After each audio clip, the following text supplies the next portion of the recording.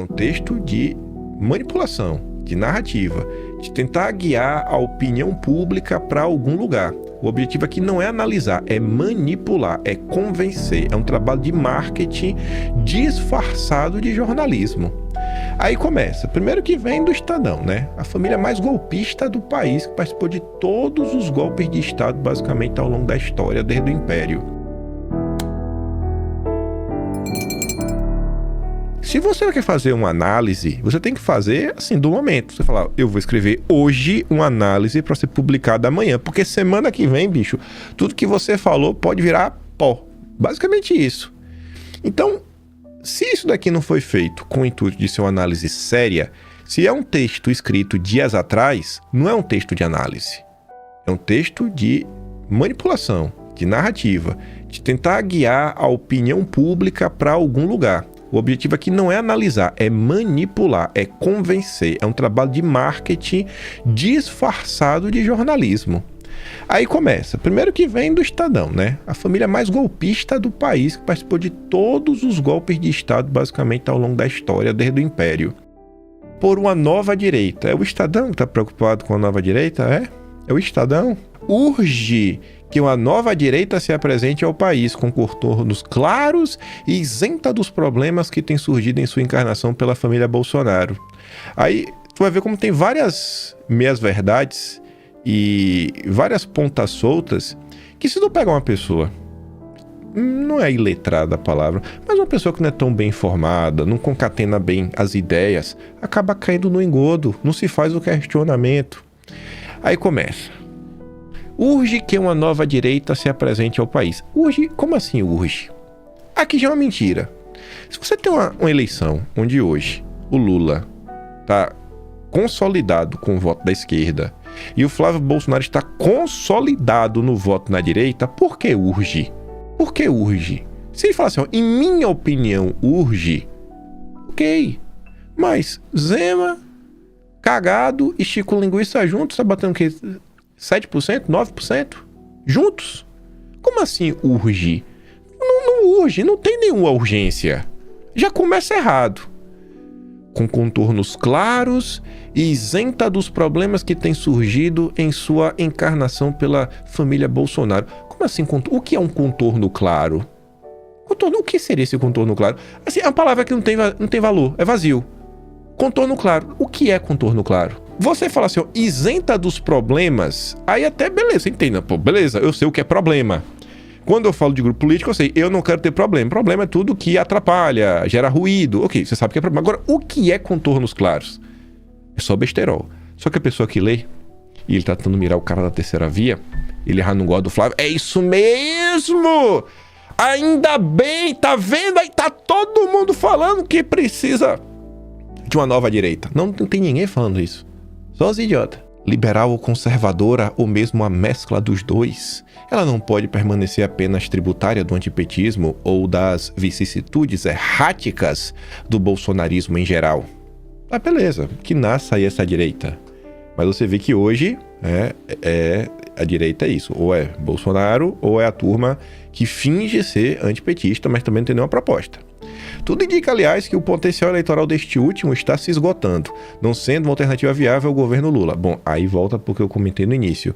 Como assim o potencial eleitoral deste último está se esgotando? Bolsonaro, preso, sequestrado, no cativeiro, torturado, entregou a transferência de voto por Flávio acima de 35% aí, no mínimo.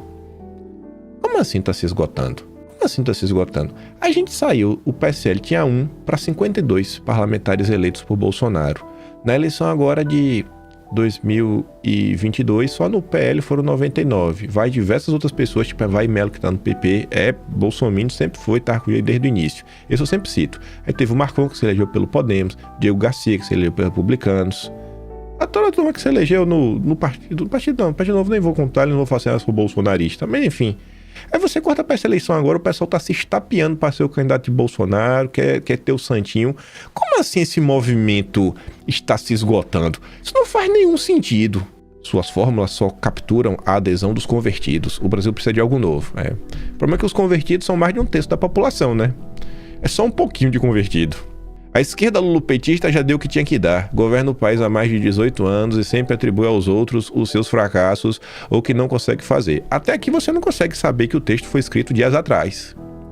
O país só cresce moderadamente, o problema fiscal e da dívida pública está ganhando contornos dramáticos, a inflação é controlada, com dificuldades, e os juros altos estão asfixiando a economia brasileira. Tá vendo?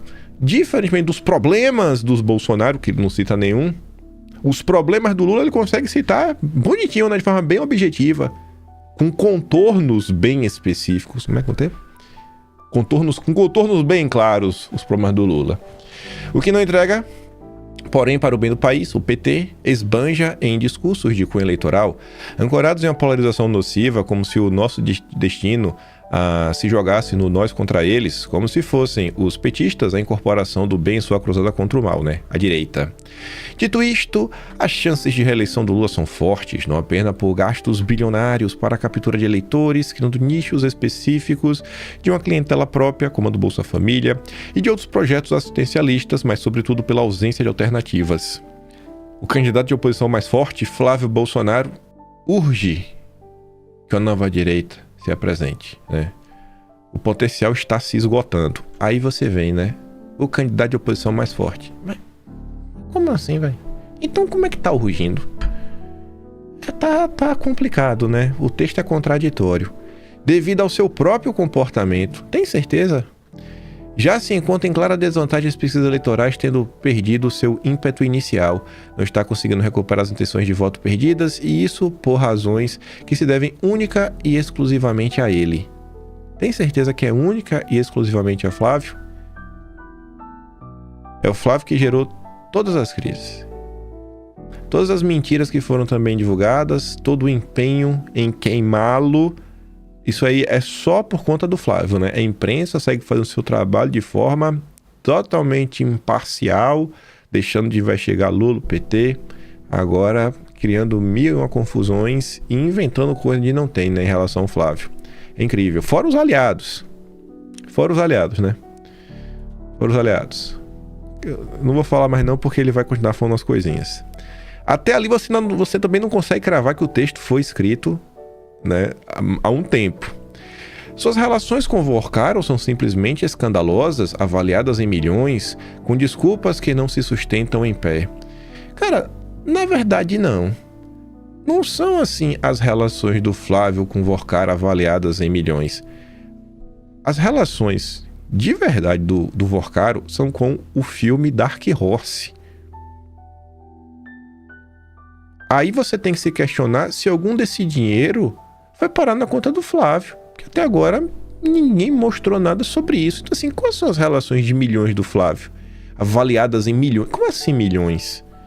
E o pessoal, assim, ele poderia ter comentado no mínimo, né? E falar assim, não, eu não acredito nessa justificativa que estava previsto em contrato o retorno do dinheiro com 20%.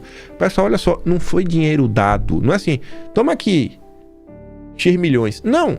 Assim, ó, eu estou te emprestando e tu me paga com 20% a mais. Eu não sei qual a dificuldade de entender isso daqui, mas tudo bem.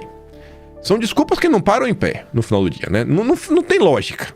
Não tem lógica. Como assim o cara vai investir dinheiro no filme de Bolsonaro, que tudo que é lançado com o nome de Bolsonaro normalmente é um sucesso de vendas, né? Não. São desculpas que não param em pé.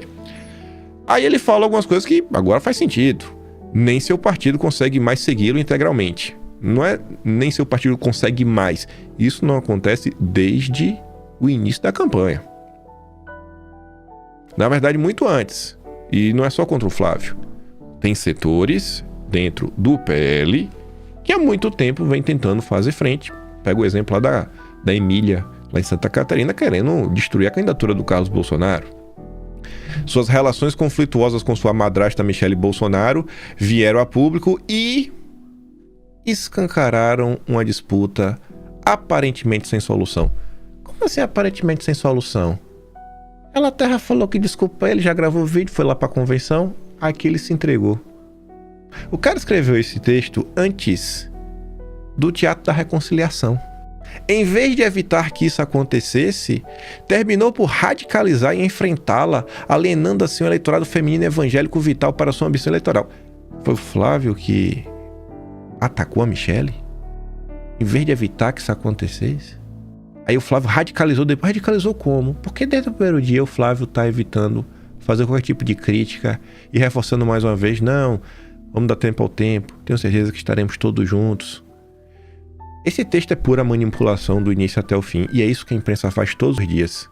Agora, esse exemplo aqui ele é muito melhor do que o padrão do dia a dia, porque você vê, a manipulação é premeditada. Ó, dia tal, na hora tal, vamos soltar esse texto. Então me entrega mais ou menos ali para quarta-feira, que segunda-feira eu posto. Tudo sinaliza para a sua derrota. O antipetismo não sendo um instrumento suficiente para uma eventual vitória sua. Acontece, e aí está o problema, que a família Bolsonaro não abdica de um controle total sobre a herança eleitoral do ex-presidente. Tudo, segundo eles, deve se resolver dentro do clã de sangue, excluindo então Michele como se não fosse família, apenas esposa. Não, bicho, não tem nada a ver isso daí. A questão envolvendo a Michele Bolsonaro, ela passou por cima, inclusive de acordo com o próprio Bolsonaro já tinha feito.